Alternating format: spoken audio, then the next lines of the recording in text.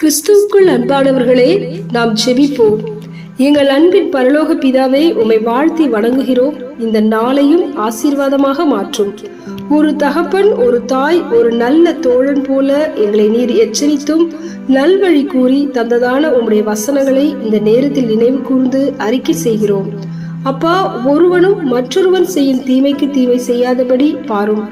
உங்களுக்குள்ளும் மற்ற யாவருக்குள்ளும் எப்பொழுதும் நன்மை செய்ய நாடுங்கள். எப்பொழுதும் சந்தோஷமாயிருங்கள்.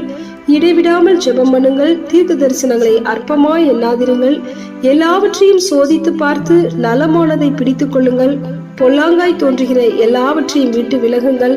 சமாதானத்தின் தேவன் தாமே உங்களை முற்றிலும் பரிசுத்தமாக்குவாராக. உங்கள் ஆவி, ஆத்மா, சரீரம் முழுவதும் நம்முடைய கர்த்தராகிய இயேசு கிறிஸ்து வரும்போது குற்றமற்றதாய் இருக்கும்படி காக்கப்படுவதாக.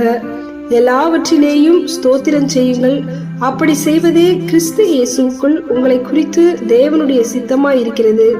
அப்பா, இப்படிப்பட்ட பொன்னான வார்த்தைகளை இந்த நேரத்தில் வாசிக்க உதவி செய்ததற்காய் உமக்கு ஸ்தோத்திரம்.